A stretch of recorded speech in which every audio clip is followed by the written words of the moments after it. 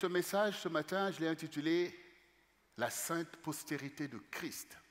La sainte postérité de Christ. Et j'ai choisi comme verset clé ce verset de Ésaïe 1, notamment Ésaïe chapitre 1, le verset 13, qui nous dit « Cessez d'apporter de vaines offrandes. J'ai en horreur l'encens, les nouvelles lunes, les sabbats et les assemblées. Je ne puis voir le crime s'associer aux solennités. » Donc ici, nous voyons bien que le Seigneur parle à son peuple. Et ce n'est pas n'importe quel peuple. C'est les enfants d'Israël. Le seul peuple qui pendant longtemps ont marché avec le vrai Dieu, alors que tous les peuples se vautraient dans l'idolâtrie et dans toutes sortes de choses abominables.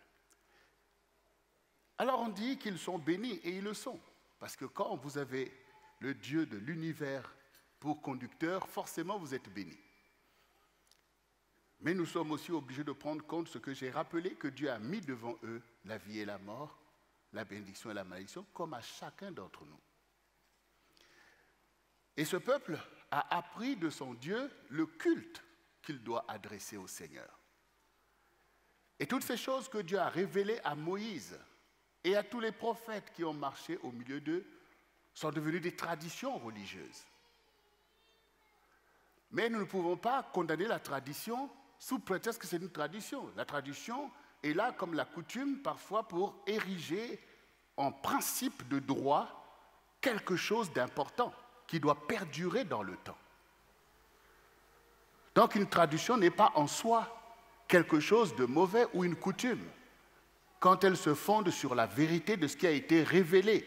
Parce que ce qui est révélé, c'est l'héritage qui est donné au peuple de Dieu de génération en génération. Donc ce peuple, effectivement, a érigé le culte au milieu de lui comme une coutume, comme une tradition qui doit se perpétuer parce que ce sont les choses de Dieu. D'où vient maintenant que le Seigneur puisse dire à ce peuple « Cessez d'apporter des vaines offrandes » alors que c'est lui-même qui a demandé d'apporter des offrandes. D'où vient que le Seigneur ait en horreur l'encens qu'il a lui-même enseigné à son peuple de pouvoir brûler devant lui. D'où vient que le Seigneur ait en horreur des nouvelles lunes, des sabbats et des assemblées. Ces choses qu'il a enseignées à son peuple comme des choses saintes. D'où vient que Dieu ait en horreur des choses établies pour être des choses saintes devant lui? Voici la question. Et le Seigneur dit lui-même, je ne puis voir le crime s'associer aux solennités. Donc, même si tu fais des choses solennelles, mais le Seigneur sonde ton cœur et tes reins. Et il voit tes crimes. Il voit toutes les choses abominables que tu fais. Et Dieu n'accepte pas cette association. Dieu n'accepte pas cette association dans laquelle le peuple de Dieu peut se fourvoyer, dans laquelle l'Église peut se fourvoyer. Parce que l'Église, en fait, c'est le rassemblement des saints. C'est-à-dire de nous, en fait. C'est nous, les vierges, qui attendons le Seigneur. Et nous savons nous-mêmes cette parabole sur les vierges sages et les vierges folles. La sagesse nous emmène à la crainte de Dieu, alors que la folie emmène à des choses qui ne sont pas à la gloire de Dieu. Tu te permets des choses, et c'est là le problème. Alors nous voulons rentrer vraiment dans ce message, et nous d'être attentifs. La clé de tout, c'est d'abord d'être attentifs, comme nous allons le voir. Allons-y, restons dans le livre d'Ésaïe. Vous savez que le livre d'Ésaïe est très important. Parce que c'est un livre qui fait la transition entre l'Ancien Testament et le Nouveau Testament. C'est un livre dans lequel le Seigneur est en procès avec son peuple et positionne des temps messianiques dans lesquels les enfants d'Israël ne pouvaient y rentrer à cause de tout ce que nous allons voir. Mais si ces choses peuvent te servir à toi, pour avoir de l'intelligence, alors tu comprends pourquoi Dieu les a mis dans ce livre pour toi. Dieu n'est pas en train d'accuser les enfants d'Israël, mais il te donne de quoi réfléchir. Et toi aussi ne pas passer à côté des temps qui te sont donnés. Alors allons-y toujours dans ce livre, Ésaïe 1, et nous allons lire du verset 1 au verset... Plutôt, allons-y dans Ésaïe 6, et nous allons lire du verset 1 au verset 7. L'année de la mort du roi Oséas, je vis le Seigneur assis sur un trône très élevé, et les pans de sa robe remplissaient le temple. Des séraphins se tenaient au-dessus de lui. Ils avaient chacun 6 ailes. 2 dont ils se servaient pour couvrir la face, 2 dont ils se servaient pour couvrir les pieds, et 2 dont ils se servaient pour voler. Ils criaient l'un à l'autre et disaient « Saint, Saint, Saint est l'Éternel des armées. Toute la terre est pleine de sa gloire. » Les portes furent ébranlées dans leurs fondements par la voix qui retentissait. Et la maison se remplit de fumée. Alors je dis, malheur à moi, je suis perdu, car je suis un homme dont les lèvres sont impures. J'habite au milieu d'un peuple dont les lèvres sont impures. Et mes yeux ont vu le roi, l'Éternel des armées. Mais l'un des séraphins vola vers moi, tenant à la main une pierre ardente qu'il avait prise sur l'autel avec des pincettes. Il en toucha ma bouche et dit, « Ceci a touché tes lèvres. Ton iniquité est enlevée et ton péché expié. » Il faut que nous soyons en capacité de recevoir la vision céleste. Dieu donne des visions à son peuple. Il donne des visions à ses serviteurs. Et un serviteur de Dieu est là pour être un canal au milieu de nos réalités humaines, au milieu de la corruption et des ténèbres qui gangrènent le monde. La vision céleste doit faire autorité. Et donc, Ésaïe, voyez vous-même, ce n'est pas n'importe qui. Et paf, il est plongé dans une vision céleste de la gloire de Dieu au milieu du temple. Et vous savez combien, en ce temps-là, le temple a été érigé. Et c'est l'objet de la gloire d'Israël. Et maintenant, Ésaïe voit cette vision où le Seigneur est dans son temple, assis sur un trône très élevé. Et dans cette vision de la gloire de Dieu, qui rentre dans le temple, pour se glorifier, Ésaïe aussitôt se retrouve dans sa condition humaine. Devant cette vérité, cette sainteté, cette puissance, cette gloire de Dieu, aussitôt Ésaïe est interpellé de sa condition.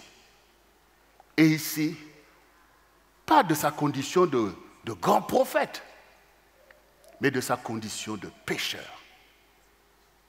Il dit, mais comment? Moi, qui ai des lèvres impures, donc ça veut dire des choses qui sortent, témoignent de cette impureté malgré sa bonne volonté. Et nous savons quel serviteur il est. Mais on voit que cette réalité-là, cette impureté ne peut se dérober à la vérité de Dieu. Il est obligé de confesser. Oui, je suis un prophète, peut-être acclamé par beaucoup, mais devant Dieu, devant la sainteté de Dieu, mon iniquité est là présente, éclairée par la vérité. Ce n'est pas comme des païens qui se corrompent et se croient qu'ils sont beaux en faisant tout ce qu'ils font. Mais toi, l'enfant de Dieu, tu es néanmoins convaincu de toutes ces choses-là qui sont au milieu de toi, qui sont étrangères à ta relation avec Dieu. Donc il confesse. Et comme je disais tout à l'heure, c'est le peuple de Dieu. Mais Isaïe reconnaît que je suis au milieu d'un peuple dont les lèvres sont impures, le peuple de Dieu. Ésaïe est bien placé. Il connaît son peuple. Il connaît les réalités au quotidien. De la même manière que toi aussi, si tu te lèves selon la vérité, tu te connais et tu connais les choses qui se passent, malgré les apparences dans lesquelles nous pouvons être. Tu sais ce qui s'y passe, qui n'est pas à la gloire de Dieu. Et devant cette parole d'Ésaïe, Dieu ne dit pas que non, Ésaïe, ça va, c'est pas grave, tu es quand même un prophète pour moi. Je te montre ces choses, c'est parce que tu as du prix à mes yeux. Ce n'est pas ce que le Seigneur dit. Mais il y a une action qui est posée.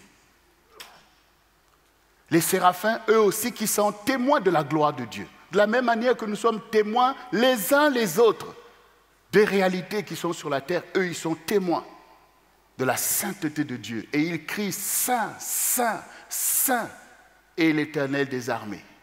Et ils ajoutent une parole. La terre est pleine de sa gloire. Oh, Seigneur. Alors que les ténèbres sont là. Alors que le péché est là comme quelque chose de récurrent qui est marqué. Mais les anges disent, la terre est pleine de sa gloire. Oui.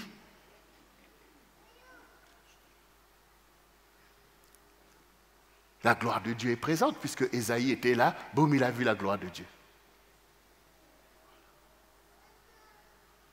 Vous savez, souvent, la nuit, ou les ténèbres, en fait,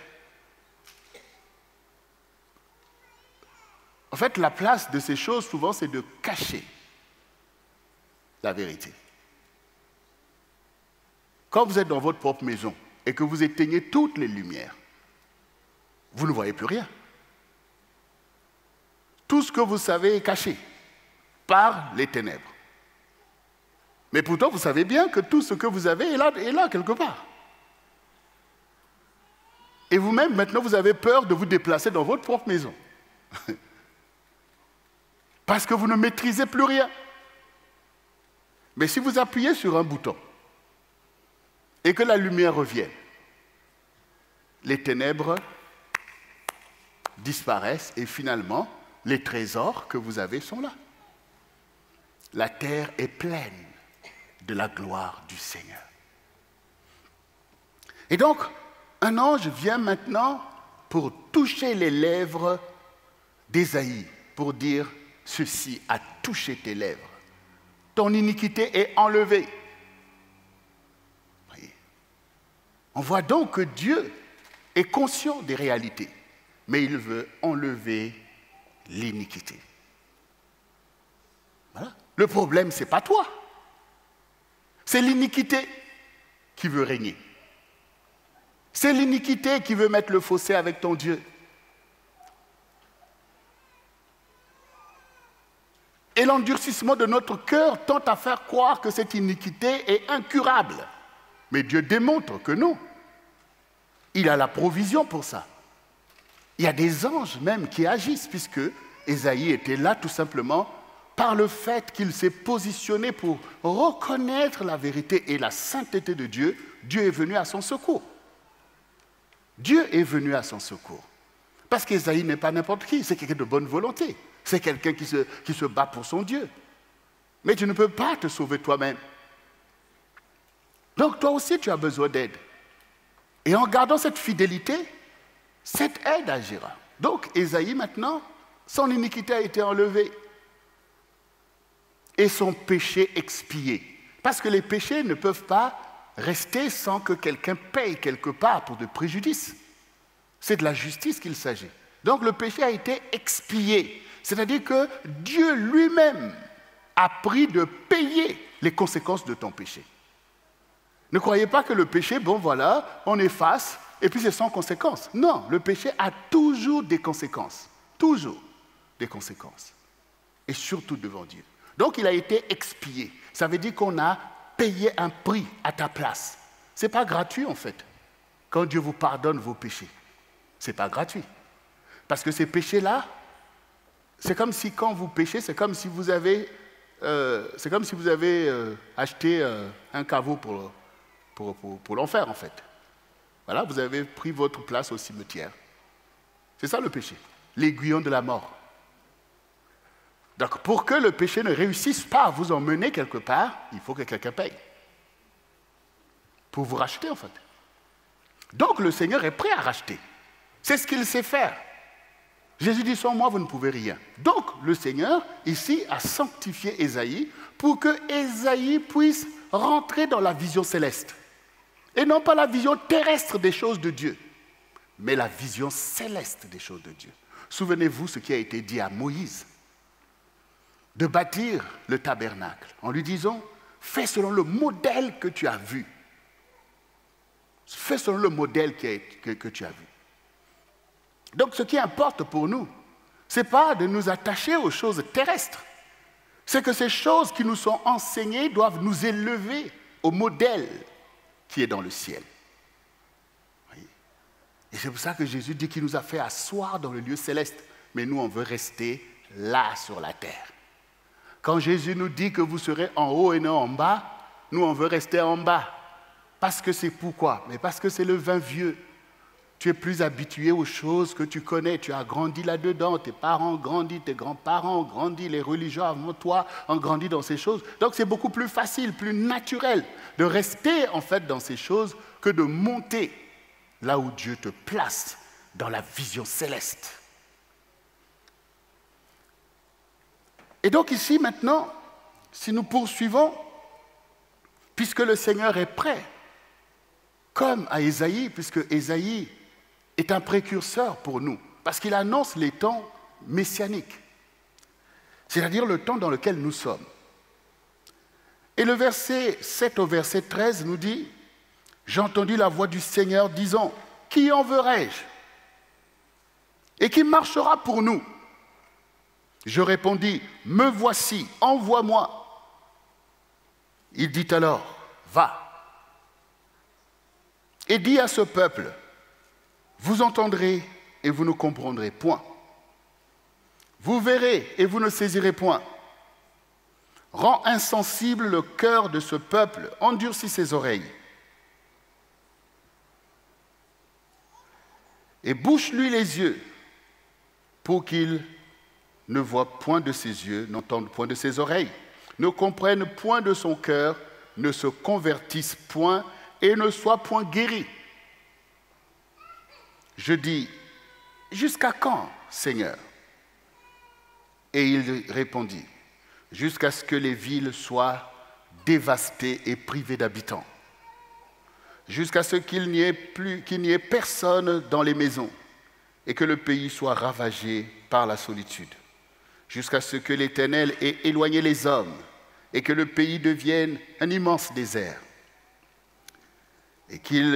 Et s'il y reste encore 1/10 des habitants, ils seront à leur tour anéantis. Mais comme le térébinthe et le chêne conservent leur tronc quand ils sont abattus, une sainte postérité renaîtra de ce peuple. C'est terrible ce qu'on entend. Déjà, Ésaïe, aidé par son Dieu, accepte maintenant cette vision céleste pour dire « Seigneur, envoie-moi ». Parce que le Seigneur, ici, quand il prend la parole, il dit « Mais qui enverrai-je » Et pourtant, c'est un peuple envoyé. C'est un peuple envoyé pour éclairer les nations. D'où vient-il que le Seigneur demande « Qui enverrai-je » quand les enfants d'Israël sont là? D'où vient que le Seigneur dise « Qui marchera pour nous » alors qu'un peuple, au quotidien, semble marcher pour lui, pratique des cultes, fait des sacrifices, offre des holocaustes. Pour qui ces choses sont faites? Puisque le Seigneur dit « Qui marchera pour nous » Voyez? Ésaïe dit « Envoie-moi ». Donc nous devons tous être concernés par la vérité et non pas par nos réalités, pas par nos traditions, mais par la vérité de Dieu. Chacun de nous peut recevoir une vision céleste. Chacun de nous, le Seigneur dit, j'ai appelé.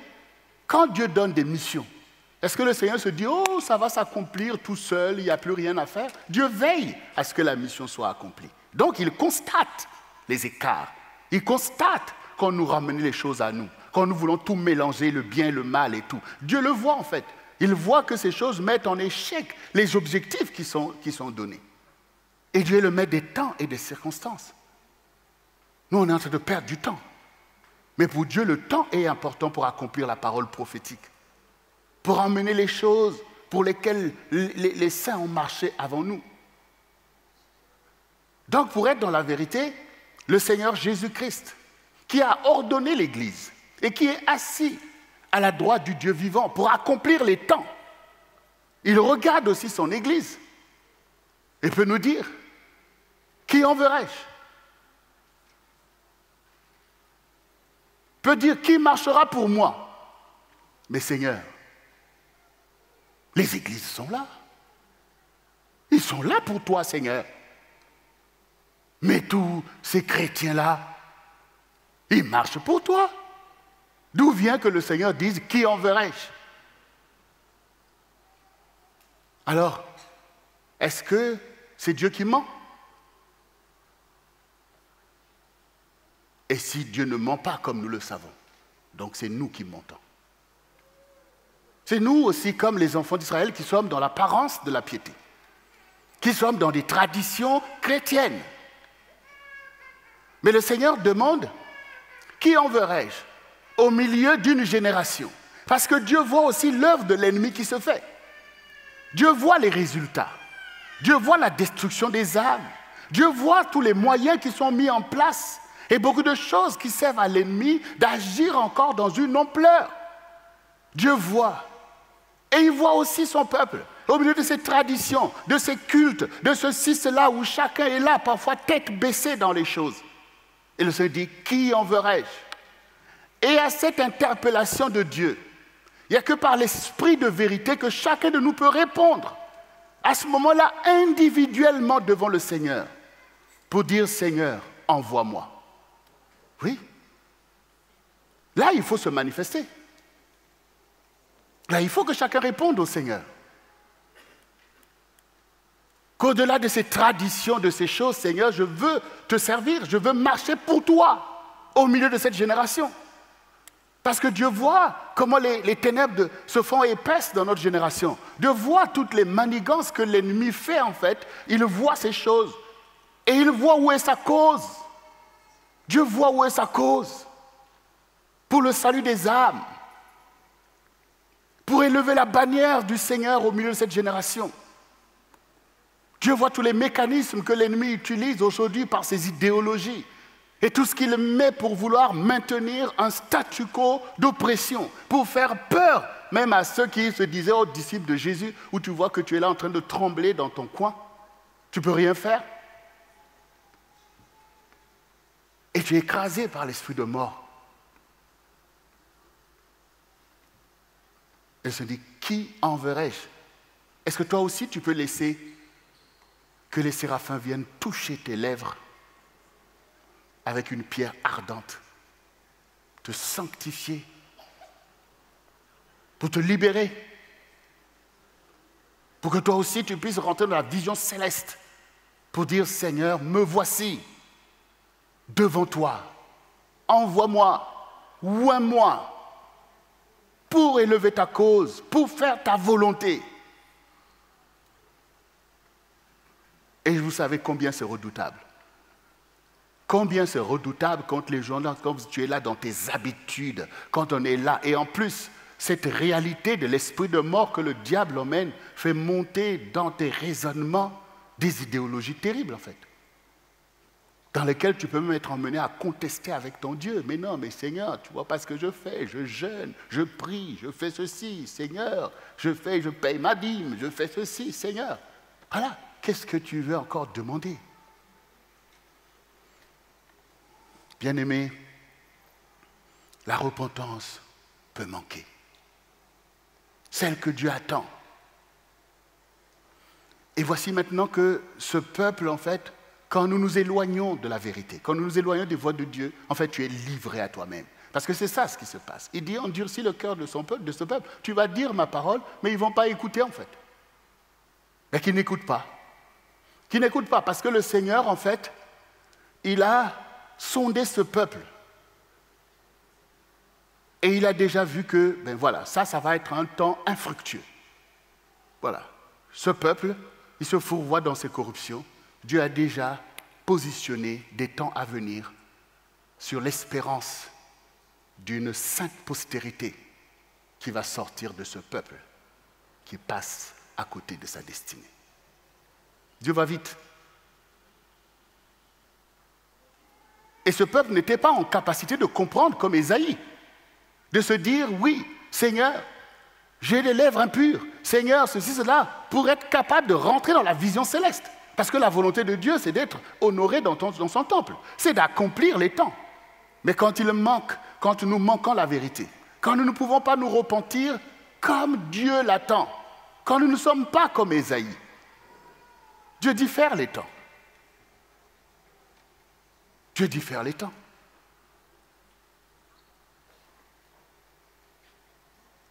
Donc là aussi, un choix est donné. Est-ce que Dieu peut rejeter quelqu'un qui se repent véritablement? Est-ce que Dieu peut ne pas aider quelqu'un qui veut vraiment se convertir? Voyez? Mais quand tu t'appuies sur toi-même, quand tu juges la parole de Dieu selon tes propres pensées, qu'est-ce que Dieu peut attendre de toi en fait? Et même si tu es une génération, qu'est-ce que Dieu peut attendre d'une telle génération? C'est ce qu'il a dit. Continue, parle. Parle qu'elle soit endurcie. Et même qu'ils ne se convertissent pas, afin qu'ils ne soient pas guéris. Donc tu vas ployer au milieu de toutes ces malédictions. Parce que Dieu n'a pas vu la vérité au fond de ton cœur. Parce que tu n'as pas reconnu la sainteté de ton Dieu. Et tu as fait de tes traditions tes dieux. Même si c'est des traditions religieuses. Tu es tombé dans l'orgueil de ces choses au lieu de rechercher ton Dieu. Alors Ésaïe dit, mais jusqu'à quand, Seigneur? Parce qu'en tant que prophète, il sait qu'on soupire après les temps que Dieu a promis, après les saints héritages. Il dit, mais jusqu'à quand ce divorce entre Dieu, toi et ton peuple? Je dis, mais jusqu'à ce que tu puisses voir que le pays devient un désert. Qu'il n'y ait plus d'habitants.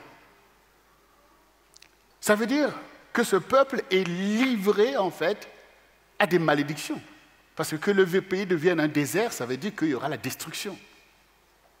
Il y aura des morts. Et le Seigneur dit que s'il reste un dixième, eux aussi seront livrés. Donc on voit bien, en fait, jusqu'à où la colère de Dieu est excitée. Mais pendant que maintenant Ésaïe est en train de voir ces choses, vous croyez que qu'est-ce qui se passe? Vous croyez que le peuple est dans la désolation? Ah, désolé, nous sommes loin de Dieu. Non! Ils vivent leur vie. Et ils en sont fiers. Ils vivent leur vie. Et quand Ésaïe leur a parlé, ils n'ont pas voulu écouter. Comme toi aussi, malheureusement, tu ne veux pas écouter.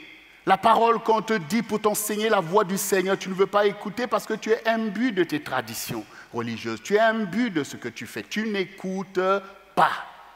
Et pour vous démontrer que ce peuple n'a pas voulu écouter ce que Ésaïe leur a dit, vous savez comment Ésaïe est mort? Ce même peuple a tué Ésaïe. Ils l'ont scié, vous voyez, comme ça. Il a été scié. C'est comme ça qu'il est mort. C'est pour ça que je disais tout à l'heure que tout ça, c'est redoutable. Quand vous êtes là, vos pensées, vos réalités sont là, c'est ça votre vécu. Et quand on veut venir te dire la parole de Dieu au milieu de ça, ce n'est pas évident de se dire non, je comprends et que je me repens. Donc, pour vous montrer en fait comment ce temps marque la gloire de Dieu clairement révélée et un peuple figé dans ses impuretés, jusqu'à aller tuer des innocents. Qu'est-ce que Ésaïe leur a fait? Lui qui a annoncé déjà en fait le règne de Christ. Donc toi aussi, quand tu écoutes ces choses, ne prends pas à la légère ce que tu entends. Il faut un bouleversement au milieu de toi. Il faut que tu sois bouleversé comme Ésaïe pour rentrer dans la vision céleste et reconnaître tes impuretés, tes abominations et tomber devant le Seigneur. Manifester ta désolation et crier au Seigneur pour recevoir le secours. Et commencer à intercéder. Commencer à intercéder pour ta maison, pour ta famille et pour le peuple au milieu duquel tu es. Donc nous comprenons, bien-aimés, que si cette semaine, nous qui sommes destinés à la vie, nous dont Dieu a expié effectivement le péché, l'œuvre a été accomplie. Nous ne devons pas nous laisser avoir par ces réalités humaines. Nous ne devons pas nous laisser avoir comme les religieux qui se sont laissés avoir par les attaques du diable, par des esprits de python, par des fausses doctrines. Le Seigneur a dit veillez. Veillez, car voici viennent des faux prophètes, des faux docteurs, qui enseignent des choses fantaisistes. Pour te dire, alléluia, tout va bien, gloire à Dieu, Dieu est avec toi et tout ça. Tu verras des exploits. Les péchés que tu commets, on dit que c'est des exploits que tu fais. Dieu a tout payé. Celui qui est en Christ est une nouvelle création. Il n'y a plus de condamnation. Voilà, c'est ça. Il n'y a plus de condamnation. Donc celui qui te dit repens-toi, non, plus de condamnation. Jésus a tout payé. Tu commets les péchés, de plus de condamnation. Oui, il y a peut-être Dieu ne te condamne pas, sauf que tu te condamnes toi-même. Oui. Et les gens qui sont là pour te séduire, ils sont là, oui, plus de condamnation en Christ, ceci, cela et tout ça.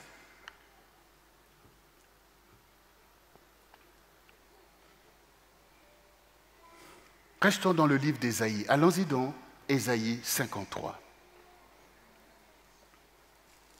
Ésaïe 53, nous allons lire à partir du verset 6 au verset 12. Nous étions tous errants comme des brebis. Chacun suivait sa propre voie, et l'Éternel a fait retomber sur lui l'iniquité de nous tous. Il a été maltraité et opprimé, et il n'a point ouvert la bouche, semblable à un agneau qu'on mène à la boucherie, à une brebis muette devant ceux qui l'attendent. Il n'a point ouvert la bouche, il a été enlevé par l'angoisse et le châtiment. Et parmi ceux de sa génération, qui a cru qu'il a été retranché de la terre des vivants et frappé pour les péchés de mon peuple. On a mis son sépulcre parmi les méchants, son tombeau avec le riche. Quoiqu'il n'eût point commis de violence et qu'il n'eût point de fraude dans sa bouche. Il a plu à l'Éternel de le briser par la souffrance. Après avoir livré sa vie en sacrifice pour le péché, il verra une postérité et prolongera ses jours. Et l'œuvre de l'Éternel prospérera entre ses mains. À cause du travail de son âme, il rassasiera ses regards par la connaissance. Par sa connaissance, mon serviteur juste justifiera beaucoup d'hommes. Et il se chargera de leur iniquité. C'est pourquoi je lui donnerai sa part avec les grands. Il partagera le butin avec les puissants, parce qu'il s'est livré lui-même à la mort et qu'il a été mis au nombre des malfaiteurs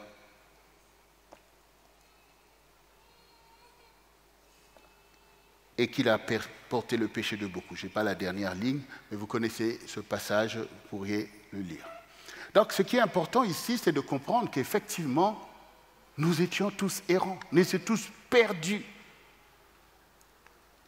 Et le Seigneur, comme on l'a vu avec Ésaïe, a expié notre péché. Il a payé le prix. Jésus a souffert pour nos péchés. Il a été brisé à notre place. Parce que tous nos préjudices se dressent devant Dieu comme pour s'opposer à son autorité. Et donc la colère légitime de Dieu est déclenchée. Il faut bien qu'elle tombe quelque part pour être expiée. Parce que être expié ici, c'est que rentrer à nouveau dans la paix de Dieu. C'est par la paix que Dieu te bénit. C'est par la paix. Donc, pour apaiser le cœur de Dieu, il faut expier ses forfaits. Et c'est comme il est dit ici, que Dieu a trouvé bon de le briser lui. Et tu dois avoir égard aux souffrances du Seigneur. Pour ta vie. Quand tu lis ça, tu ne te dis pas que oh, Jésus a souffert pour les péchés de je ne sais pas qui. Non, c'est pour tes péchés qu'il a été brisé. Et il n'a rien dit. Il n'a pas ouvert la bouche. Et toi aussi, fais attention quand tu ouvres la bouche. Mais ce qui est important ici, c'est qu'il n'est pas en train de souffrir en vain.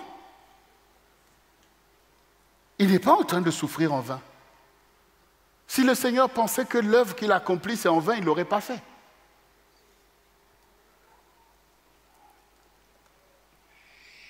Après avoir livré sa vie en sacrifice pour le péché, c'est-à-dire après avoir donné sa vie pour tes péchés, il verra une postérité et prolongera ses jours. Alors, l'équation, elle est là.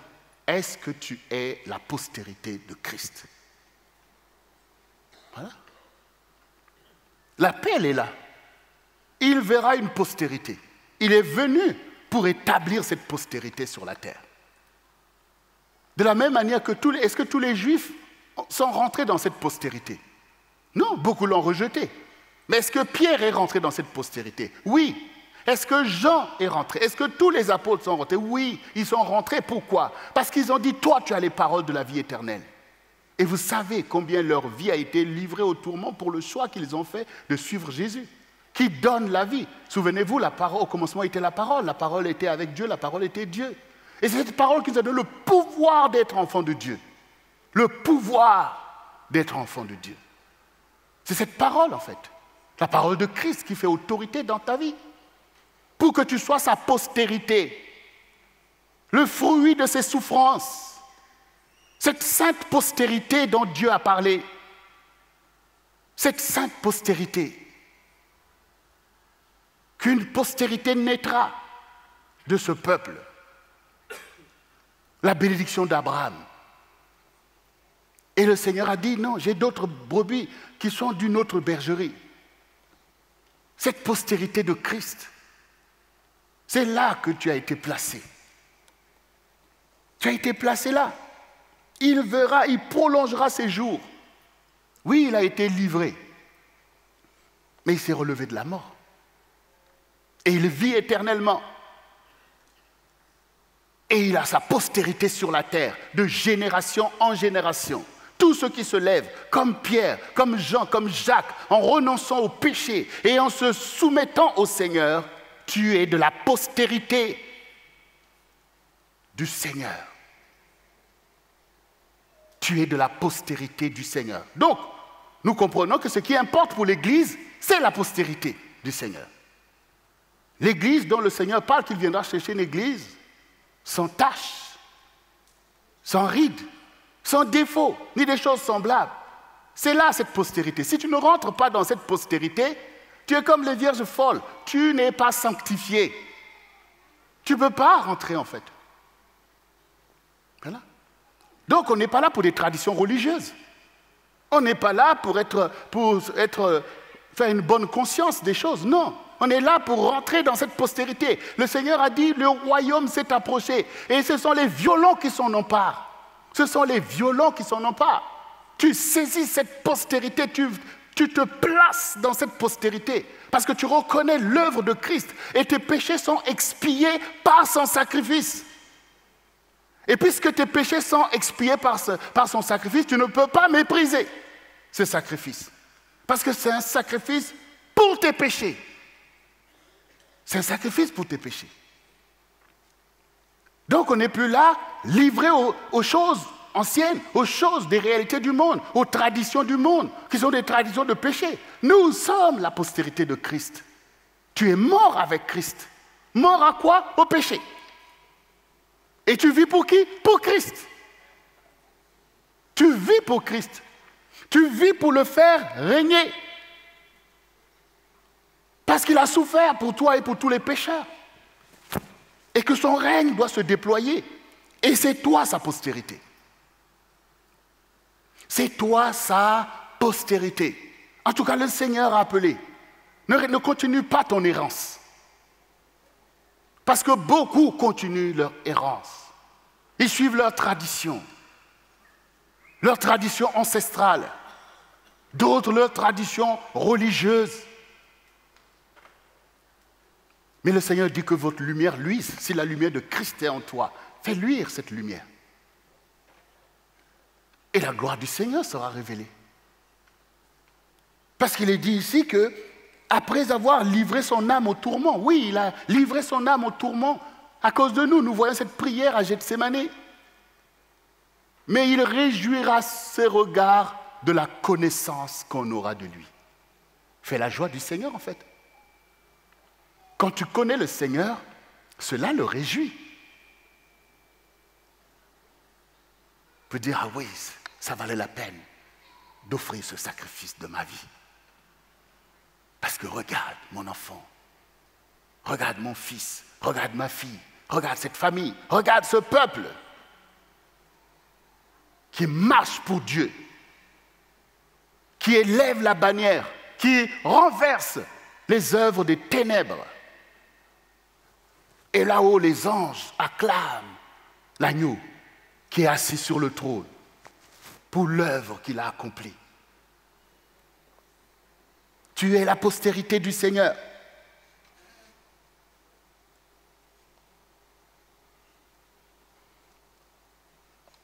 Nous ne sommes pas là pour continuer à errer. Nous sommes les fils et les filles. Donc nous sommes des héritiers. Et l'héritage, c'est l'héritage de la gloire de Dieu. L'héritage, c'est l'héritage de la gloire de Dieu. C'est ce qui manque au monde. C'est la gloire de Dieu. Ce n'est pas le manger, ce n'est pas le vêtir. Si ton héritage, c'est le manger, c'est le vêtir, en quoi est-ce que tu es plus que les païens? Ils ont ces choses même plus que toi. Et on voit toutes les ténèbres qu'il y a au milieu de ça. Donc, ce qui manque au monde, c'est la vision céleste, c'est la gloire de Dieu. Et c'est ce que l'Église aussi a besoin. Par le témoignage de chacun de nous, l'Église est visitée par la gloire de Dieu, par l'onction du Seigneur que tout le monde doit voir pour rentrer dans la vision céleste et être la sainte postérité de Christ. Et un ministère comme le Centre du réveil chrétien est là pour former des vierges sages.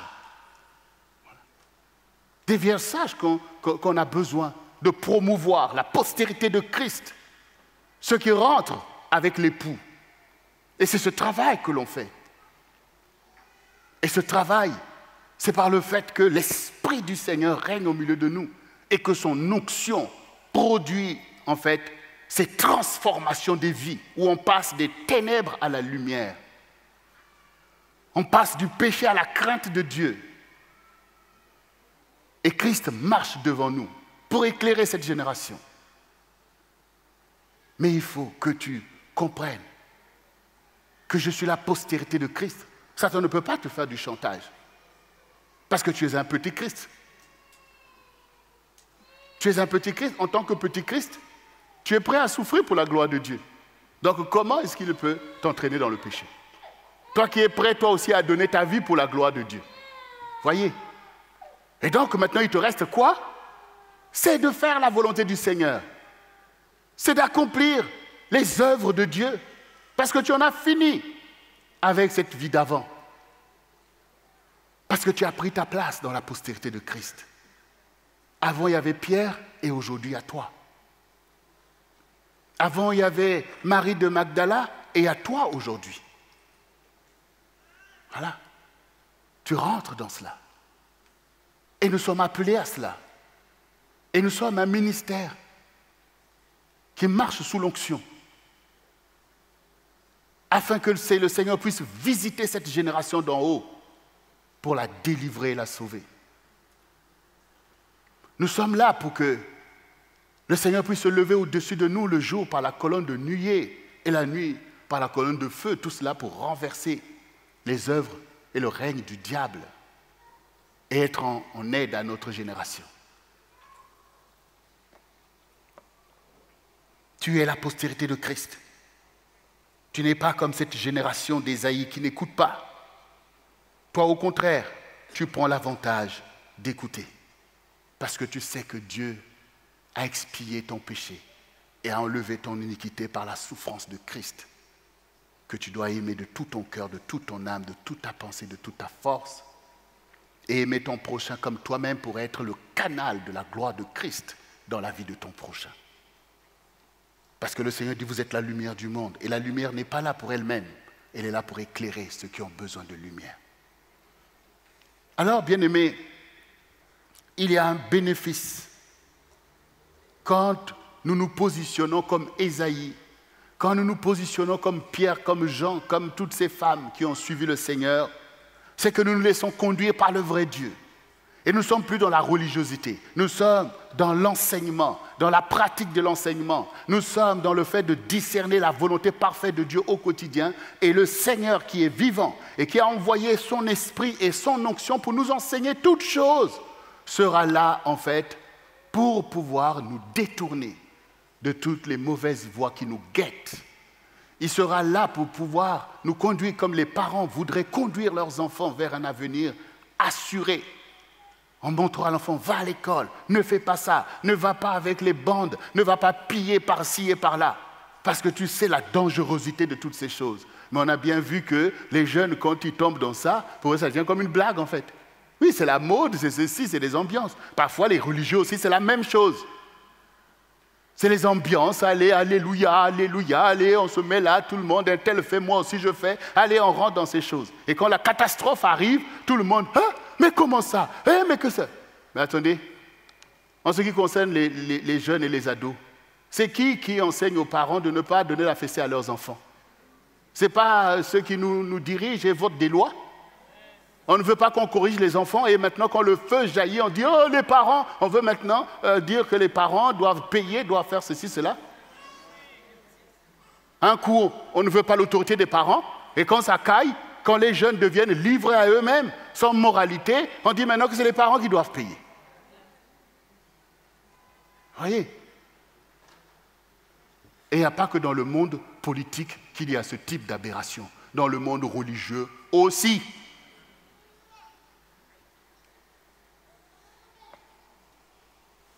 Alors, d'où bien-aimé, voici la parole du Seigneur pour toi, la postérité de Christ. Toi qui as un cœur pour s'humilier devant le Seigneur. Voici Hébreux 12. Nous allons lire à partir du verset 1. Nous donc aussi, puisque nous sommes environnés d'une si grande nuée de témoins, rejetons tout fardeau et le péché qui nous enveloppe si facilement, et courons avec persévérance dans la carrière qui nous est ouverte, ayant le regard sur Jésus, le chef et le consommateur de la foi, et qui, en vue de la joie qui lui était réservée, a souffert la croix, méprisé l'ignominie et s'est assis à la droite du trône de Dieu. Considérez en effet celui qui a supporté contre sa personne une telle opposition de la part des pécheurs, afin que vous ne vous lassiez point l'âme découragée. Vous n'avez pas encore résisté jusqu'au sang en luttant contre le péché. Et vous avez oublié l'exhortation qui vous a été adressée comme à des fils. Mon fils, ne méprise pas le châtiment du Seigneur. Et ne perds pas courage quand il te reprend, car le Seigneur châtie celui qu'il aime. Et il frappe de verge tous ceux qui le reconnaissent pour ses fils. Supportez le châtiment, c'est comme des fils que Dieu vous traite, car quel est le fils qu'un père ne châtie pas? Mais si Vous êtes exempts du châtiment auquel tous sont part. Vous êtes donc des enfants illégitimes et non des fils. D'ailleurs, puisque nos pères, selon la chair, nous ont châtiés et que nous les avons respectés, ne devons-nous pas, à plus forte raison, vous avez la suite du verset que je n'ai pas sur mon truc. Ici, bien-aimés, une fois que nous avons compris qu'on ne peut pas faire ces choses en étant livrés à nous-mêmes, qu'il ne s'agit pas de nous, de nos pensées terrestres, mais il s'agit de nous attacher à Christ, les yeux fixés sur Christ, qui nous conduit par son Esprit Saint, par l'Esprit de vérité que le monde ne peut pas recevoir, mais que nous recevons parce qu'il est avec nous, il est en nous. Donc nous sommes conduits au quotidien. Pour ne pas toi aussi t'emmurer dans tes propres péchés et dans tes propres erreurs, tu dois donc être attentif à la correction que le Seigneur te donne quotidiennement. Si nous déplorons aujourd'hui la situation des ados dans les quartiers parce qu'on voit que là, c'est fini, parce qu'on ne peut plus les rattraper, donc ça veut dire aussi que tu ne peux pas te retrouver avec Dieu dans une situation où on ne peut plus te rattraper. Non, parce que tu es attentif que là, j'ai fait telle chose, mais je vois que ça n'a pas plu au Seigneur. Là, j'ai vu que le Seigneur m'a corrigé. Et donc, c'est ce que tu dois rechercher dans ta relation avec Dieu. Si Dieu ne te fait jamais rien, alors que tu sais toi-même, ta vie et tout ce que tu fais, mais inquiète-toi de savoir si tu es vraiment dans une vraie filiation avec lui, en fait. Voyez? Tu es confortable dans tes voies. Ça peut être un piège pour toi, en fait. Ça peut être un piège pour toi. Les enfants, quand ils sont livrés à eux-mêmes, ils deviennent des caïds. Ils sont des caïds parce qu'ils sont confortables dans leur voie. Personne ne va me reprendre. Mes parents, ces vieux-là, ils ne peuvent rien faire. L'enfant, il devient un caïd. Il a sa propre loi. Et même, il veut imposer cette loi, y compris à ses parents. Vous vous taisez. Et même quand la police veut venir, vous voulez venir, ben on va s'affronter. Les enfants deviennent des caïds. Arrête d'être caïd dans l'église du Seigneur. Je te le dis aujourd'hui. Ne sois pas livré à toi-même. Et ne suis pas ta propre loi. Et surtout ne l'impose pas à d'autres. Il faut que tu craignes le Seigneur. Que tu puisses t'humilier. Et reconnaître que tous les jours le Seigneur m'a repris. Il m'a dit de fermer ma bouche quand je suis toujours là à sortir, débiter des paroles qui empoisonnent le cours de l'histoire de ma propre vie et de ma famille. Le Seigneur m'a repris parce que j'ai manqué de crainte de Dieu. Le Seigneur m'a repris parce que juge de dissimulation. Le Seigneur m'a repris parce que juge de fraude. Si ces choses se passent dans ta vie et que tu es si fier de ta religiosité, eh bien tu es un caïd dans la maison du Seigneur. Et tu fais partie des vierges folles. C'est de la folie devant Dieu. C'est de la folie en fait. Où est-ce que tu as vu ce caractère chez Christ? Où est-ce que tu as vu ce caractère de Christ? Est-ce que Christ est venu ici sur la terre pour dire « je suis le Seigneur » ? Non, il a souffert à cause de la gloire de Dieu et du péché qu'il y a dans le monde. Il était là, des fois il se réveillait, vous voyez comment il travaillait toute la journée, le soir il dorme tard, le matin les disciples le cherchent, ils ne le trouvent pas, ils vont le trouver quelque part, il est en train de prier. Parce qu'il voit les réalités, la condition humaine, il voit comment le diable est détruit. Et il est là pour supplier le Seigneur, pour sauver ce peuple, sauver cette génération. Et toi, tu veux t'enorgueillir? Dieu est avec toi, tout ce que tu fais, tout ça, le bien, le mal, et Dieu est avec toi. C'est comme ça que marchent des vierges folles, qui n'ont pas égard à la correction de Dieu, et qui ne veulent surtout pas se repentir. Tu ne veux pas te repentir de tes mauvaises voies. Tu prends des risques pour ta vie et tu entraînes la vie des autres dans ta folie. Ce n'est pas comme ça, bien-aimé. Ce n'est pas comme ça. Le Seigneur a compassion de ceux qui ont le cœur contrit. Et nous n'avons pas le cœur contrit à cause, soi-disant, des choses qui nous manquent. Oui, tout ça, non, nous avons le cœur contrit quand nous voyons la condition du peuple. Quand tu vois ta propre condition, on est désolé devant le Seigneur. Tu es désolé pour ta famille. Et on est désolé pour cette génération. On est désolé pour ces jeunes qui beaucoup risquent leur vie. Et on est désolé pour la France. On est désolé pour notre génération. Ce sont ces cœurs-là que Dieu exauce. Ce sont ces cœurs-là qui seront consolés. Parce que Christ va faire une œuvre pour sauver notre génération. À cause de ce qu'il voit ses saints, ceux qui se mettent à part pour lui, qui se sanctifient, qui ne se souillent pas, mais qui ont à cœur le souci des autres. C'est eux que Dieu exauce. C'est à cause de leur prière que le Seigneur interviendra pour accomplir ce grand réveil. Il n'y a pas de caïds dans le royaume de Dieu. Les caïds, ce sont des instruments du diable, des vrais bandits au milieu du peuple de Dieu. Et je vous donne un exemple que vous puissiez bien comprendre. Saul de Tarse, un vrai caïd, un bandit aussi religieux qu'il était, sur la route de Damas, il a eu la vision céleste. Il est tombé de sa monture, il est devenu aveugle. Soit disant, tu vois le péché des autres, mais tu ne pourrais pas voir. Tu vois la poutre, tu vois la paille dans l'œil des autres, mais tu ne vois pas la poutre qui est dans ton œil. C'est ça les caïds spirituels, des vrais instruments que le diable utilise pour faire du mal et qui sont eux-mêmes perdus.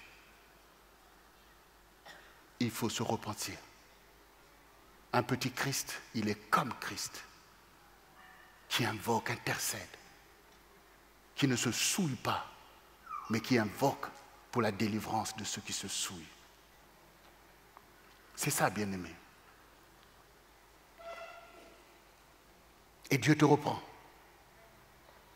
Dieu reprend. Si tu es, comme tu dis, en communion avec Dieu, ben Dieu te reprend. Et il te reprend bien. Et nous voyons aussi dans l'Ancien Testament quand le Seigneur dit, ce peuple, je l'ai frappé de ceci, et il est insensible. Cette insensibilité, c'est l'esprit de mort. Vous voyez, l'esprit de mort, c'est comme l'anesthésie. Quand vous êtes anesthésié, on peut vous blesser, vous ne sentez rien. C'est comme ça que ceux qui sont dans l'esprit de mort, Dieu les frappe, les corrige pour les détourner du mauvais chemin. En fait, ils ne sentent rien. Ils continuent dans leurs aberrations. Et à la fin, c'est la surprise. Arrière de moi, je ne vous ai jamais connu. Alors, il vaut mieux avoir l'onction du Seigneur. Parce que l'onction te sensibilise. L'onction, quand tu as l'onction du Seigneur et que tu es dans une voie foireuse, tu sens toi-même que là, c'est la poisse totale. Ce n'est pas la voie de Dieu. Et du coup, boum, tu te rectifies. Parce que l'Esprit du Seigneur est au milieu de toi. Quand tu fais quelque chose, tu vois que c'est la voie de Dieu. Parfois, bon, même si ça ne t'intéresse pas trop, mais tu sais que c'est la voie de Dieu. Alors tu continues parce que son esprit te conduit dans la vérité. C'est ça qu'il faut rechercher, bien-aimé, d'être conduit par le Seigneur. Oui, tu veux suivre tes amis qui sont des moqueurs. Eh bien, quand tu vas te retrouver là, tu rentres, mais Dieu va te faire vivre mais vraiment des déboires terribles au point où tu dis, les gars, écoutez, les gars, désolé, je ne peux pas, voilà. C'est comme ça, parce que la correction, c'est le bénéfice de la correction. La correction, c'est qu'on te ramène sur le droit chemin. Les enfants qui sont corrigés, c'est pour qu'ils suivent les voies droites, pour qu'ils héritent à la place de leur père, pour qu'ils rentrent dans des grandes choses. Vous voyez, c'est comme quand vous regardez des documentaires de la royauté, par exemple, ou même de la noblesse. On vous montre que quand quelqu'un, comme là vous voyez en Angleterre, quand vous voyez le prince héritier là, comment il s'appelle? Hein? Comment? Non, c'est celui qui est le prince héritier. Mais c'est le fils de Charles. C'est William. Et puis le fils de William, George. Vous croyez que ces personnes sont laissées à vivre comme les autres jeunes ou... Non. Ils sont aussitôt placés dans un contexte d'enseignement et de correction. Pourquoi? Parce qu'ils doivent rentrer dans la royauté. Parce que le destin du peuple repose sur eux. Et j'entendais le témoignage dans un film, en fait, une princesse Elle se sentait en fait malheureuse parce que dans son adolescence, elle ne comprenait pas pourquoi elle n'est pas comme les autres filles de son âge. Pourquoi elle ne peut pas aller jouer, elle est maintenue sous surveillance et tout un tas de choses et tout. Et tout ça à cause de ce que c'est elle qui va hériter de la royauté. Donc, d'où vient que toi qui es la postérité de Christ, que Dieu a ses regards sur toi pour te faire rentrer dans le sacerdoce royal, que ta vie soit aussi libérale. Que tu sois ainsi libre de tous tes mouvements, de ce que tu fais, bien ou mal et tout, sans que Dieu te fasse sentir qu'il n'est pas d'accord avec toi.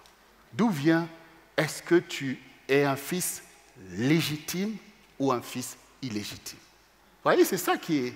C'est ça. Si Dieu ne te corrige pas, si tu vis ta vie, donc tu es dans l'illégitimité. Alors que Dieu te donne le pouvoir d'être un fils et une fille de Dieu. On sent une filiation. Ça sent même sur le plan spirituel, quand on est là. Oui, on peut écouter des pasteurs, on peut écouter ceci. Mais quand maintenant tu dis que j'ai un père spirituel, son rôle c'est quoi? C'est d'exercer sur toi une certaine éducation spirituelle par laquelle tu peux atteindre ton objectif. Comme Élie dit à Élisée, il dit, souviens-toi ce que j'ai fait pour toi et suis-moi. Et Élisée accède à une onction par la conformité à l'enseignement que lui donne Élie. Mais les fils des prophètes sont toujours là en train de bavarder. Oh, Dieu a dit, Dieu a montré et tout. Oui, vous connaissez toutes ces choses, mais vous n'en avez pas la capacité d'y rentrer. Parce que vous n'avez pas l'onction pour opérer à ce niveau-là. Donc il faut être discipliné. Il faut écouter ce qu'on te dit. Il faut te laisser corriger. Il faut te laisser reprendre. Il faut te laisser reprendre, bien-aimé. Il faut que tu rentres dans cette vie de disciple. Pas seulement de religieux, mais vie de disciple où tu sais que la main de ton Dieu te conduit. Là, vraiment, j'ai mal agi, le Seigneur m'a corrigé. Là, je rentre. Et la crainte de Dieu doit devenir ta part. Parce que si vous n'avez pas la crainte de Dieu, vous ne pouvez pas recevoir la gloire de Dieu. Parce que le Seigneur dit, je ne donnerai pas ma gloire à un autre. Je ne donnerai pas ma gloire à un autre. Donc, bien-aimés, nous, on reconnaît que nous sommes des fils. Alors, Dieu nous corrige à raison. Dieu nous reprend. Il nous envoie des messages qui ne sont pas des messages de complaisance, des messages qui dénoncent nos péchés et nos écarts par rapport à la droiture. Et on se laisse reprendre parce que nous sommes des fils légitimes pour rentrer dans les saints héritages de la gloire du Seigneur de génération en génération. Nous sommes l'Église véritable pour maintenir la flamme de Christ au milieu des générations. Donc, le Seigneur nous corrige à raison. Et tu avances, tu te sanctifies, bien-aimé. Et du verset 10 au verset 17 de Hébreux 12 nous dit, « Nos pères nous châtiaient pour peu de jours, comme ils le trouvaient bon, mais Dieu nous châtie pour notre bien, afin que nous participions à sa sainteté. »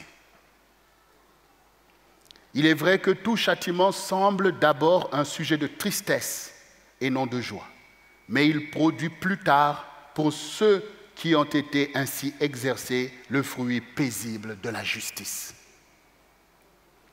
Fortifiez donc les mains languissantes et vos genoux affaiblis, et suivez avec vos pieds les voies droites, des voies droites, afin que ce qui est boiteux ne dévie pas, mais plutôt se raffermissent.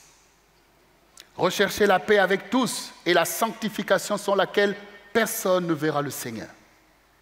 Veillez à ce que nul ne soit privé de la grâce de Dieu, à ce qu'aucune racine d'amertume poussant des rejetons ne produise du trouble et que plusieurs n'en soient infectés. Et ce qu'il n'y ait ni impudique, ni profane, comme Ésaü, qui pour un mets vendit son droit d'aînesse.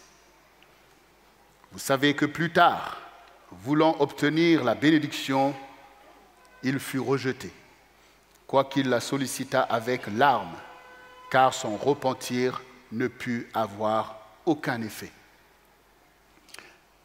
Alors, bien-aimés, c'est vrai que nous ne pouvons pas céder à la chair ni aux choses qui nous entourent. Nous avons la voie sainte dans laquelle notre Dieu est glorifié. Et ce qui est important ici, c'est que tu ne dois pas te décourager dans le chemin de Dieu pour toi, dans ces jeûnes, dans cette consécration, dans toutes ces choses auxquelles tu renonces, dans cette discipline à laquelle le Seigneur exerce son autorité sur toi. Parce que c'est ainsi que tu parviendras à ce fruit paisible de la justice de Dieu. C'est ainsi qu'on accomplit la justice de Christ et que Christ va se glorifier au milieu de toi. Alors, pour nous, qui sommes destinés à la gloire de Dieu, parce que nous recevons ainsi un esprit d'humilité qui est propice à une vraie repentance devant la majesté de notre Dieu. Le Seigneur dit, fortifiez vos mains languissantes. Il faut sortir du découragement. Parce que devant Dieu, on a une œuvre à accomplir. Il y a une carrière qui t'est offerte. Il y a une vie de Christ qui est avec toi. Il y a un chemin que tu dois parcourir. Donc au milieu du choix que nous faisons d'être des vrais disciples de Christ, nous travaillons. Il faut travailler, il ne faut pas que tes mains sois longue, il ne faut pas que tu sois découragé, que tu sois déprimé. Non, tu as été appelé comme Pierre, comme Jean. Tu as été appelé comme Esther, comme Déborah. Tu as été appelé. Même Déborah, quand il était là, il voyait que le peuple de Dieu était en échec. Il dit, les chefs étaient sans force quand je me suis levé comme une mère en Israël. Toi aussi, tu dois te lever pour ton Dieu. Tu dois te lever pour la maison du Seigneur. Tu dois te lever pour le peuple de Dieu, car il y aura gain de cause à ton engagement parce que tu te sanctifies, parce que tu crains le Seigneur. Et toi aussi, Dieu va te consoler en disant, comme il dit à Rachel, qu'on entend des cris de douleur, c'est Rachel qui pleure ses enfants parce qu'ils ne sont plus. Et le Seigneur dit, dites à Rachel d'arrêter de pleurer, d'accepter d'être consolée, car il y aura un salaire à ton travail. Il y aura un salaire à ton intercession. Il y aura un salaire à tes supplications. Il y aura un salaire pour toi et ta maison. Il y aura un salaire pour toi et ton peuple. Il y aura un salaire pour toi et ta génération. Parce que Dieu voit ton cœur contrit pour la gloire de Dieu. Dieu voit que tu ne laisses pas ces préjudices sans aller toi-même plaider avec le Seigneur pour que le sang de Jésus-Christ puisse agir pour pouvoir purifier pour la gloire de Dieu. Affermissez les genoux qui chancellent, affaiblis. On n'arrive pas à marcher. Alors que le Seigneur dit, il faut qu'on marche. Il faut qu'on marche. Il faut que la bannière soit élevée sur les nations, sur les peuples. Dieu parle d'un réveil. Il faut marcher. Il faut agir. Il faut travailler. Nous ne concédons pas le statu quo. Nous, on ne peut pas capituler devant l'avancée de l'ennemi. Mais nous marchons comme David et nous affrontons tous les Goliaths qui se dressent contre la connaissance de l'Éternel. Et ils seront tous culbutés parce que ce n'est pas par la chair que nous avançons. C'est par l'Esprit du Seigneur. C'est au nom de Christ. Et comme j'ai dit tout à l'heure, souviens-toi des souffrances de Christ. Et si Christ a souffert ainsi pour toi, qu'est-ce que tu ne peux pas souffrir pour la gloire de Dieu? Le Seigneur ne veut pas que ce qui est boiteux puisse dévier. Ce qui est boiteux, c'est quoi? C'est ce que nous voyons dans nos vies, dans ta maison. Les enfants, ils prennent déjà des voies boiteuses.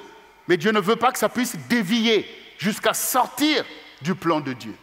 Donc il faut que ça se raffermisse. Et ça, c'est le travail des saints.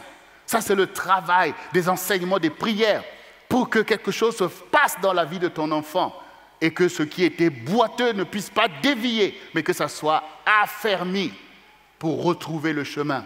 La Bible dit, enseigne à l'enfant d'avoir la voie qu'il doit suivre. Quand il sera vieux, il ne s'en détournera pas. Ça veut dire que tout ce que tu sèmes pour la gloire de Dieu fera autorité sur les réalités humaines. C'est ce travail-là qui ne doit pas manquer. Si tu es découragé, tu ne peux rien faire. Si tu es une mère découragée, tu ne peux pas aider tes enfants à se consacrer. Tu ne peux pas prier parce que tu es déçu. Et l'ennemi, au contraire, va profiter pour venir t'accabler d'un esprit de mort, pour venir t'assujettir afin que ta maison ne rentre pas dans la sainte postérité de Christ. Veillez et priez, c'est ce qu'a dit le Seigneur. C'est un combat spirituel. Ce n'est pas par des armes charnelles, mais c'est par des armes spirituelles qui sont d'une puissance et d'une efficacité.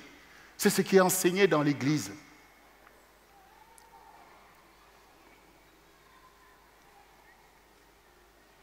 Oui, bien-aimés, nous recherchons la paix avec tous et la sanctification sans laquelle personne ne verra Dieu. Nous ne pouvons pas faire l'œuvre du diable à cause des réalités qu'il arrive à emmener dans ce monde de ténèbres et être maintenant en guerre les uns avec les autres, toi, les uns les autres, ta famille, les enfants. Non, on ne tombe pas dans ces travers qui sont le signe d'un manque d'enseignement et de connaissance. Vous avez l'enseignement pour savoir que ces choses-là, c'est par ça que l'ennemi prospère. Nous, on n'est pas en guerre ni avec notre Dieu, ni avec les uns et les autres. On a compris que le champ d'action, c'est sur le plan spirituel que ça se passe. Il s'agit de renverser Satan et ses projets. Il s'agit de disperser des cohortes démoniaques et renverser des esprits humains qui sont des impies par lesquels Satan veut tenir le monde assujetti. C'est là que ça se passe. C'est dans tes prières que ça se passe. C'est dans la pratique du ministère. C'est dans la poursuite, en fait, des voix du ministère qui seules peuvent élever la bannière de Christ au milieu d'une génération. C'est que la voix doit être entendue. La voix du Seigneur doit être entendue. Et pour ça, il faut y travailler pour que notre génération soit capable d'entendre la voix que tu entends. C'est la fidélité à ces choses qui fait la différence, y compris dans ta vie, y compris dans la vie de tes enfants.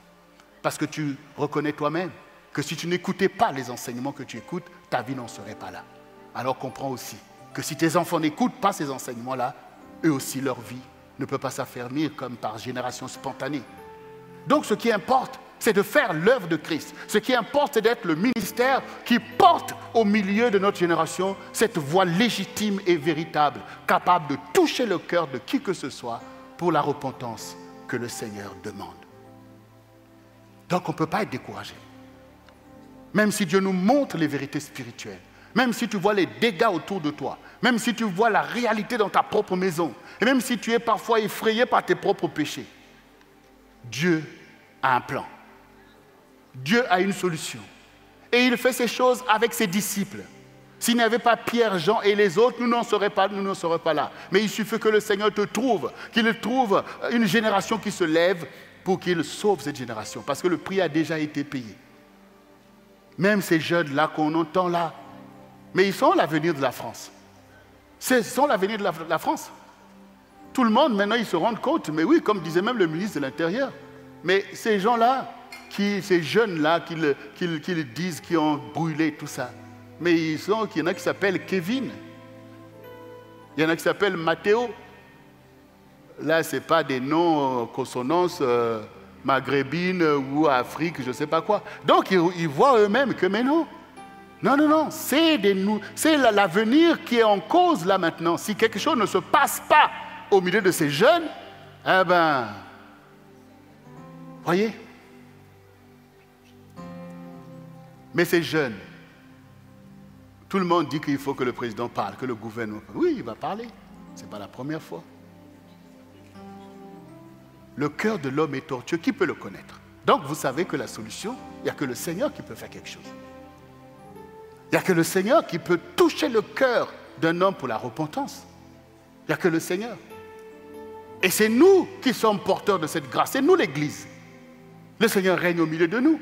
Donc c'est nous qui allons décider que la voix du Seigneur doit être entendue en France et partout où Dieu nous envoie pour que l'onction du Seigneur agisse et produise la repentance pour changer le cours de l'histoire et que Satan soit renversé au milieu de tout ça. Parce que les jeunes ne sont pas en train de faire tout ce qu'ils font, aller affronter même la police, aller dans ces choses comme ça, aller dans ces guerres, sans que les diables aient pu emmener tout un tas de choses, de stupéfiants et tout ce qui permet en fait un tel débordement. Et tout ça aussi, ben oui, les pouvoirs politiques, ils ont une responsabilité. Parce que même au niveau des stupéfiants, lesquels pendant longtemps parlaient des drogues douces. Oui, les drogues douces, ouais, il faut voir comment légaliser et tout. C'est tous ces politiques-là, en fait. Oui, des drogues douces.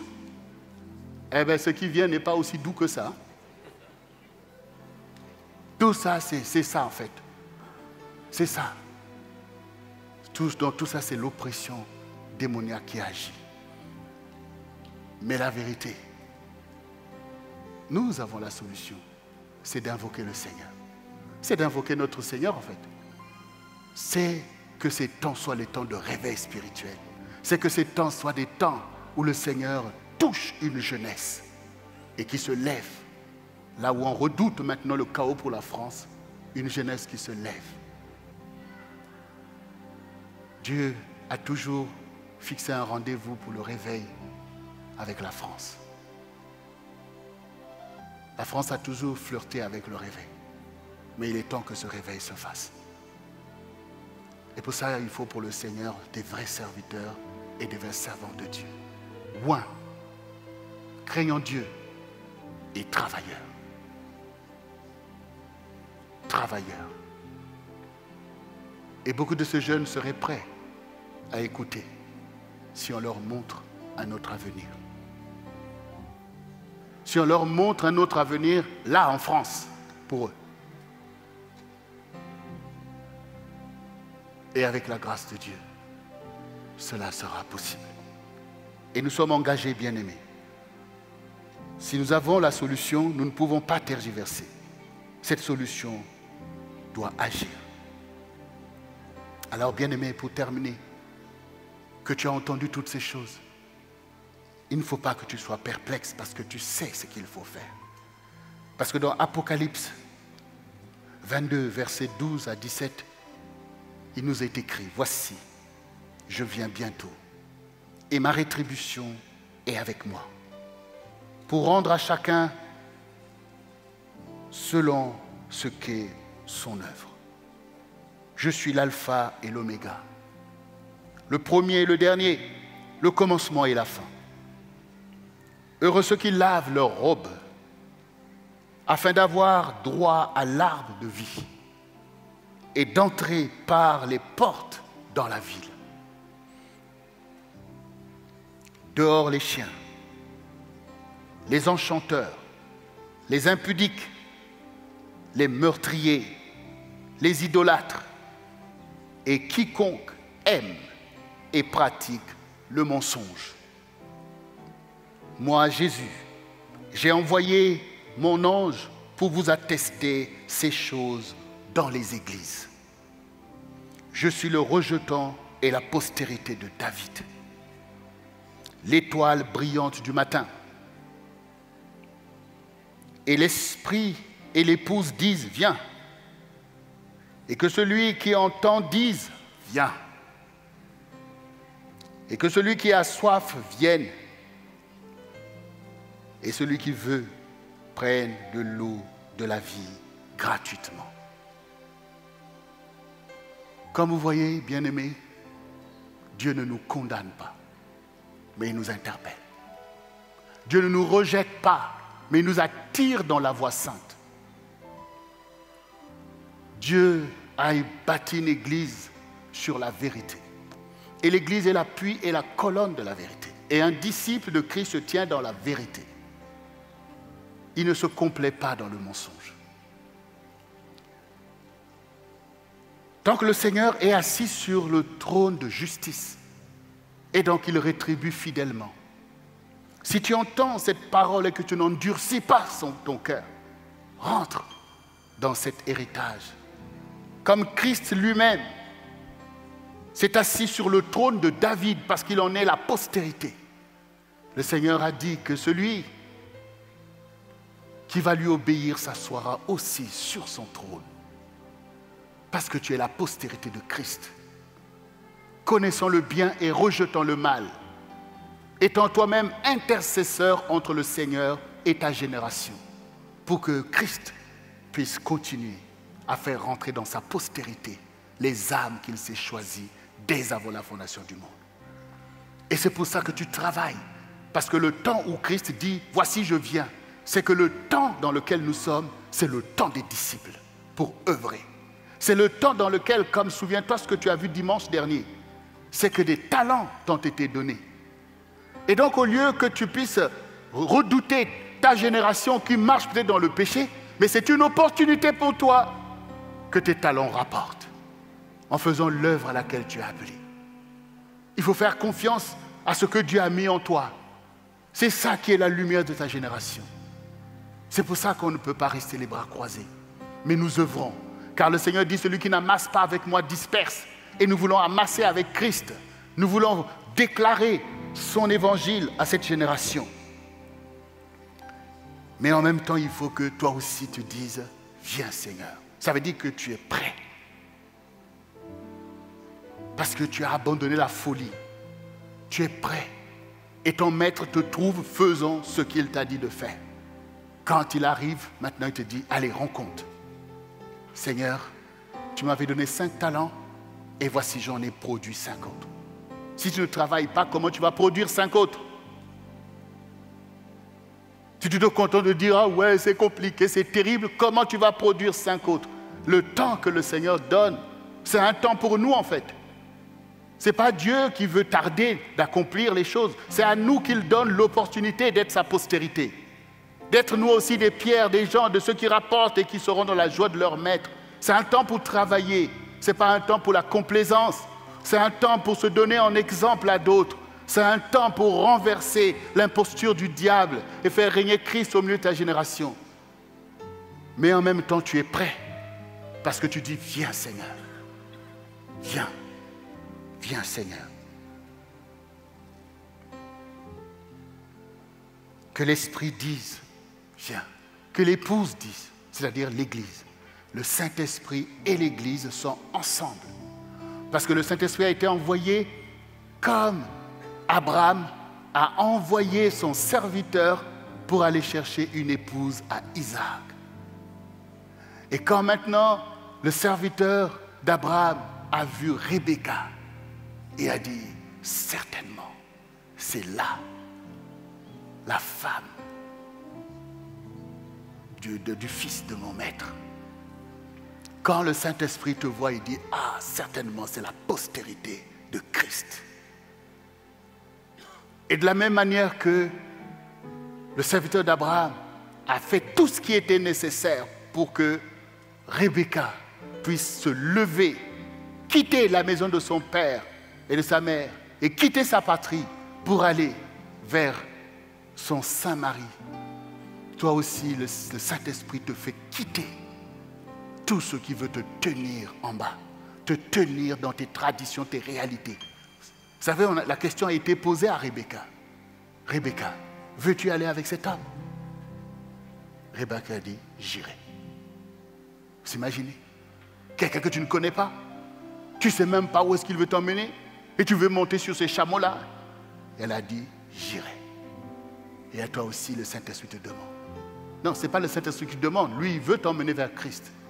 Mais ta famille, les gens autour de toi, tes amis te disent, veux-tu aller avec cet homme? Veux-tu aller avec le Saint-Esprit? Veux-tu rentrer dans ces choses? Toi, tu vas répondre quoi?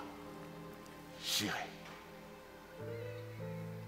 Je me laisse conduire par le Saint-Esprit parce que c'est la voie sainte, c'est la voie royale. Alors, bien-aimés, nous sommes bénis. Nous laissons reprendre par le Seigneur. Et nous savons dans la vérité combien tu as besoin d'être repris de tes mauvaises voies. Et ces mauvaises voies, c'est l'esprit et la parole qui te révèlent. Quand tu avais fermé ton cœur, non, moi je ne veux rien savoir, je ne veux pas pardonner. Tu es légitime dans tes pensées, en disant qu'ils m'ont fait du mal. Mais là maintenant, tu entends l'enseignement de ton Dieu, tu entends l'esprit qui te montre que c'est mal faire. Eh bien, qu'est-ce que tu fais? Tu te laisses reprendre. Ah Seigneur, c'est vrai Seigneur, toi tu m'as pardonné. Donc, c'est normal que je pardonne aussi ceux qui m'ont fait du mal. Et voilà comment il te sanctifie. Il ne faut pas que quelque chose t'emmène loin de ton Seigneur. Mais il faut au contraire que l'enseignement te ramène dans l'harmonie avec le Seigneur. Dieu veut siéger au milieu de toi. Et on revient à la vision. Dieu veut habiter au milieu de son temple. Il veut que les pans de sa robe remplissent le temple. Le Seigneur veut régner au milieu de nous quand nous sommes rassemblés. Nous voulons sentir son onction se déployer librement parce que le Seigneur règne dans le temple. Et la Bible dit que tu es le temple du Saint-Esprit. Dans ce temple, l'Esprit veut régner sans partage. Il n'y a pas à partager la gloire de Dieu avec autre chose. C'est que tu dois te sanctifier pour que le Saint-Esprit puisse régner au milieu de toi. Comme Ésaïe a vu le Seigneur assis sur un trône élevé dans le temple et les pans de sa robe remplissaient le temple. Nous sommes le temple du Dieu vivant. Quand nous sommes rassemblés, Christ est au milieu de nous. Mais il ne faut pas que Christ soit en minorité quelque part.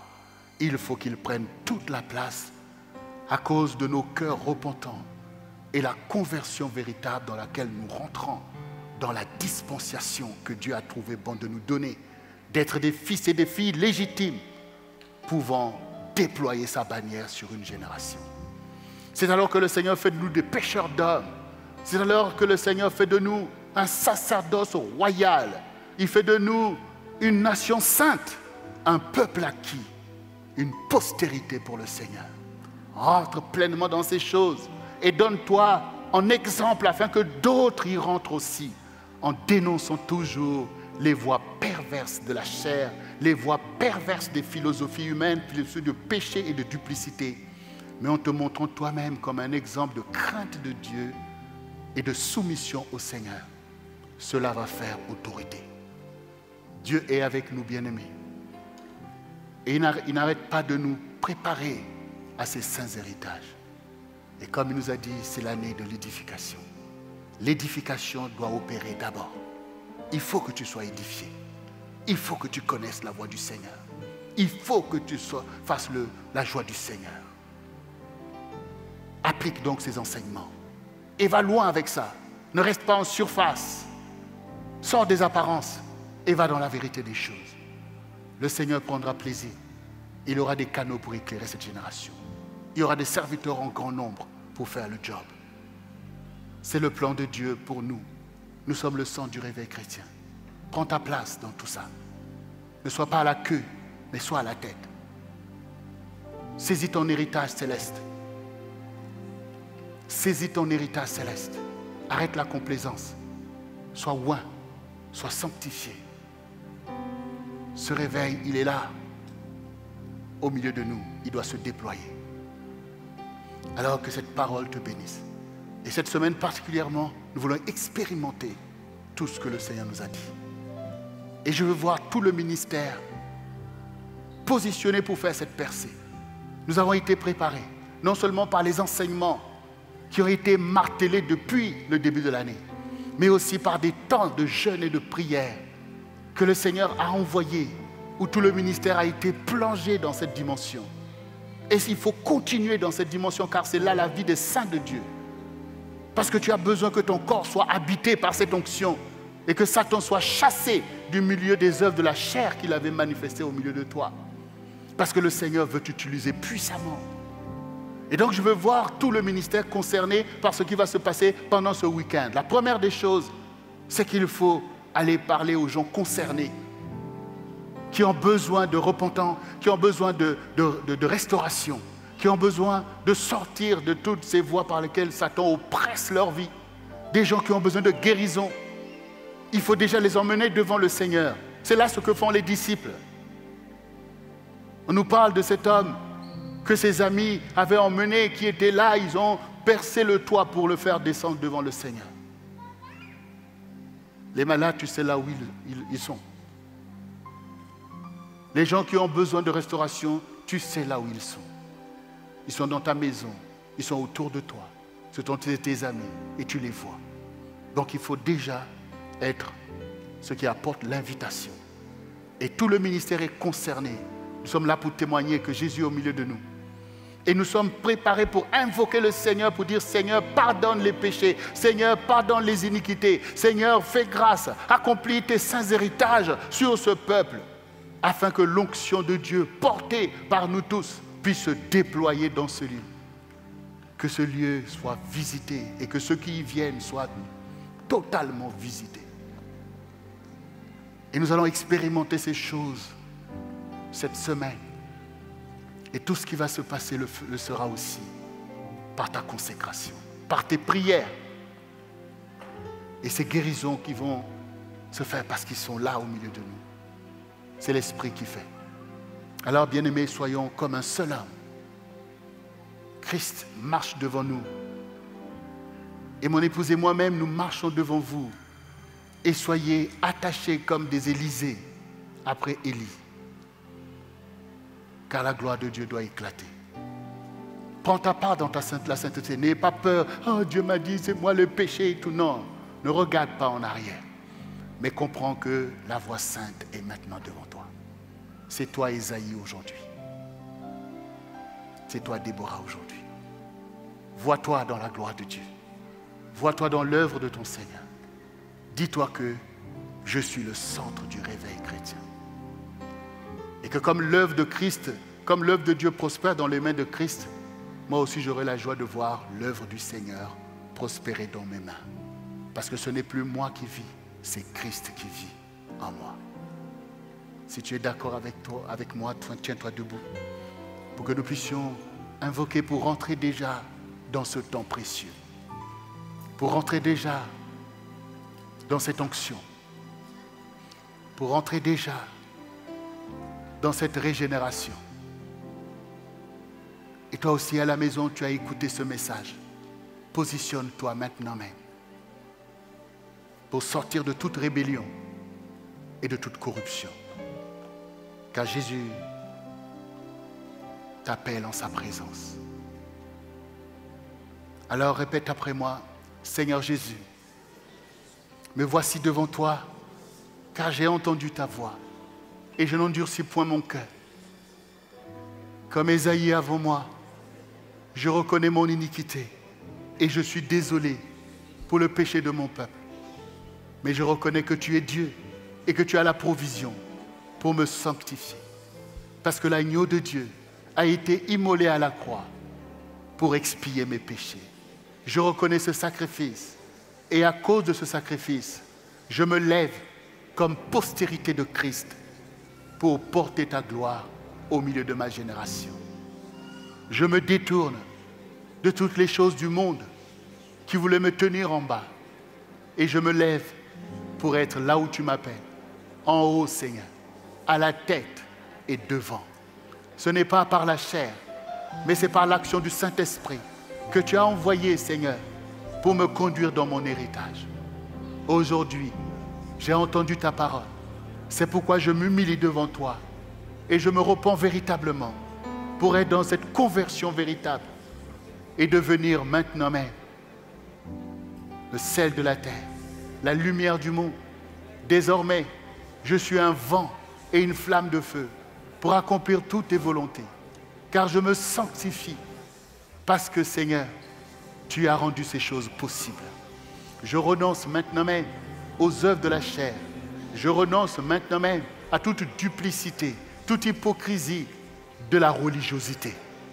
Je me lève comme un disciple de Christ et je me soumets à ta parole et je me laisse conduire par ton Esprit Saint pour accomplir l'œuvre à laquelle tu m'as appelé, Seigneur.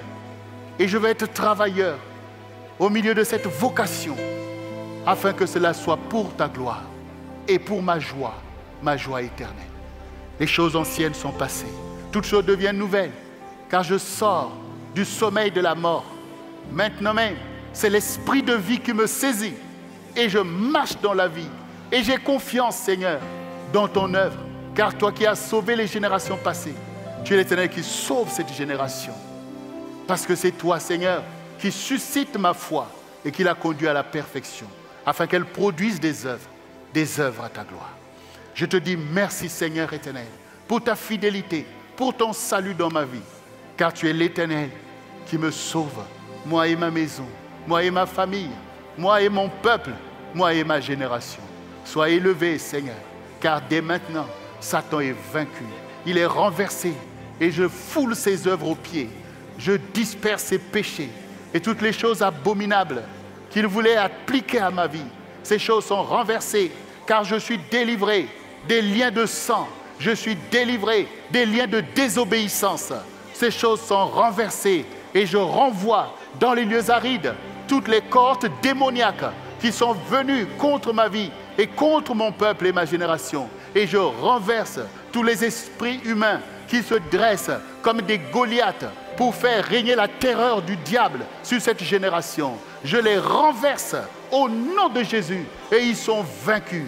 Car voici, nous, ton héritage, nous les avons vaincus par le sang de l'agneau et par la parole de notre témoignage. Au nom de Jésus-Christ.